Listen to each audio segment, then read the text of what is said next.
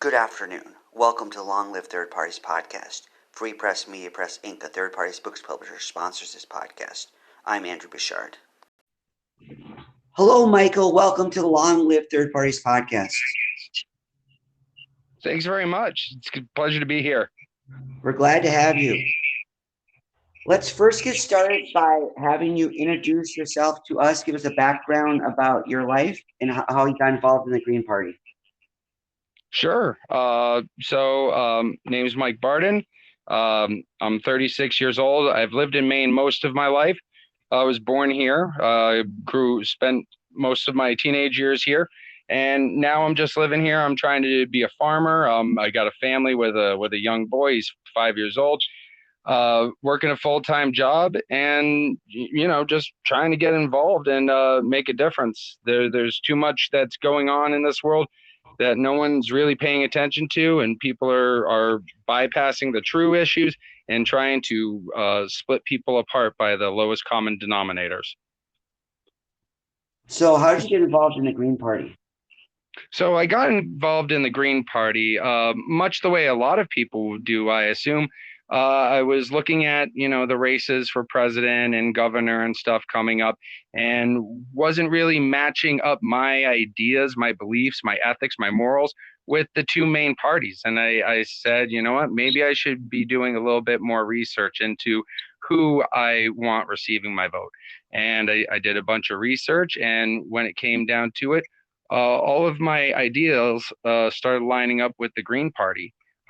Once that happened, I voted Green, and then after a few elections, I said time to get involved a little bit more. So then I actually started attending meetings with the York County Greens and getting involved locally, trying to just make a difference. That's good to hear. So since you got involved in the Green Party, what prompted you to run for office? We see that you're running for governor. So can you describe how you got motivated to do that?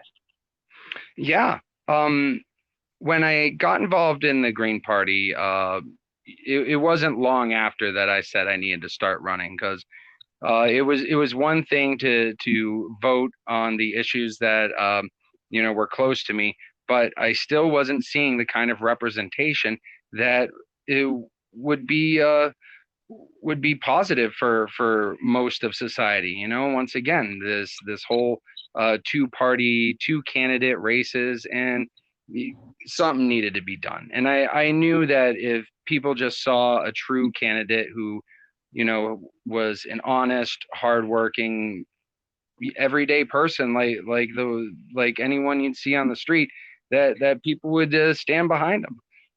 So yeah, I got involved in the local level. I am a commissioner on the Saco River Corridor Commission, and we basically just make sure that the river doesn't get overdeveloped or exploited, so that it's there for everyone to enjoy. After that, I started recording meetings at the local town hall. And then I ran for a few positions. I ran for selectman. I ran for a House of Representatives. I'm in a fairly well gerrymandered district that is that has a high Republican basis. So I wasn't able to take either of those seats. But from that, it was obvious that I wasn't going to win any local races. So I might as well set my sights to a little bit broader of a range. So I said I could probably do more good as governor either way. So let's give that a shot. And that's where we're at now. So what issues is your campaign for governor focusing on? The two major issues that I am here to respond to is the problem with so many Americans being so far below the level of poverty, and just the idea that everything is the burden of the individual at the bottom, and that the people at the top are somehow able to get away from the same I'm having a hard time thinking of the word, from the same state of being that the rest of us are. We all pay our taxes. We all contribute to society. But the more and more money you make, apparently, the less and less maintaining society care is your care. Okay, so the one issue is overcoming the gap between the top and the bottom. What do you say the second issue was? The second issue is definitely the environment. Our environment has been put on the back burner for far too long. We're seeing a huge uptick in the amount of plastic waste that we have to deal with, and it's not being dealt with properly. We're also still burning plenty of fossil fuels when there are so many more green technologies out there. And I'm not just talking about solar panels or wind farms. There's heat exchange engines, Stirling engines in particular. So those are the two main focuses: making life, the quality of life, better for the average Maine citizen, and putting in place the necessary infrastructure to make sure that we don't get destroyed by our own trash. Good to hear. On this podcast, we discuss a lot about ballot access issues. We discuss ballot access court cases. So if you could kindly describe what ballot access is like for you and the Green Party in Maine. With ballot access, it depends on what office that you're running for. We do have the state voted ranked choice voting a few years back, and it was accepted. However, the legislature has made it difficult for ranked choice voting to take effect fully. It is there for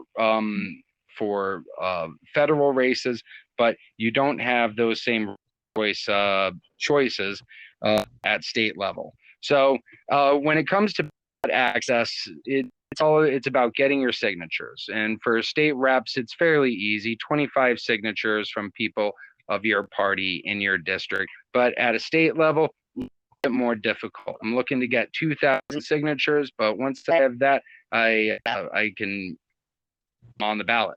So it's ballot access could be better. Obviously, we want ranked choice voting across the entire line, but it's not as hard of an uphill race for the local elections. For governor, I'm going to have to definitely push myself to get those signatures.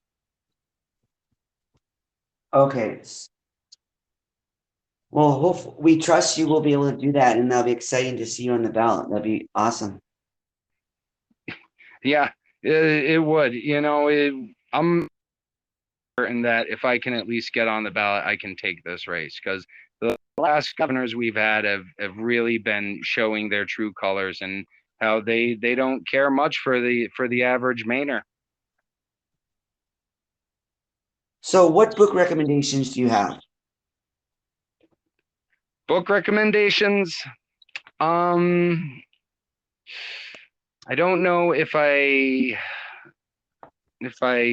really have any books to recommend. I do a lot of most of the things that I read come from different studies that have been released online, and things of that nature. I read a lot of news. I would just say that people should read. It really doesn't matter what you're reading, as long as you're gaining new ideas and are growing as a person.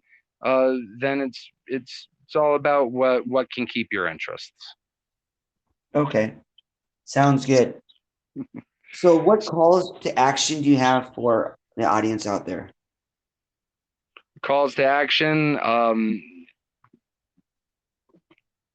Do research online. Find out what people are in your area that are running for office. Really find the one that speaks to your ideals, and back them every step of the way. For me, I'm going to be looking for seed money to get my campaign really off the ground, and then in October we're going to be needing to get clean energy, or I'm sorry, clean elections funding, and for that we're going to be needing to get $5 donation. So, just look for your candidates, look to sign for them, look to get them some funding, because in order to compete with the Democrats and Republican, it really takes the support of the people to get it moving.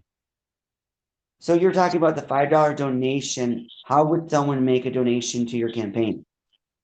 So for uh,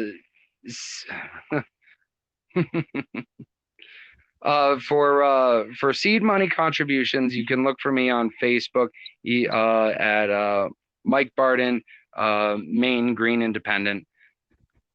And for the $5 contributions, that's going to be starting on October 15th, I believe. But that's easily, all you have to do is go to Maine Clean Elections Commission and go to the qualifying contributions page. Okay, so that's done through the state of Maine then, right? Correct. Okay. All right. I can try to include that stuff in the show notes for anybody that wants to do that. Now, how would someone join your party and or help your campaign? Joining party is super easy. All you have to do is go down to your local town hall and fill out a voter registration form, and just select the Green Party. Helping my campaign, once again, look for me on Facebook, or follow me on Twitter. Mike Barden for Maine at BardenGov. And if you're looking to actually volunteer your time, send me a private message on Facebook and I can get back to you. Okay, so if somebody wants to work for your campaign in any capacity, they should send you a direct message in Facebook, right? Exactly. Yep. All right, sounds good. In Maine, to make sure I understand, you do have statewide voter registration. So the way somebody joins the Green Party is to register with their town hall in Maine. Correct. Yep. Okay, that's good to know, because states like Texas, we don't have voter registration for parties. So if somebody, I don't know, I didn't know Oh, that. right. Yeah. Yeah. I hadn't thought of that. um, I'm sorry.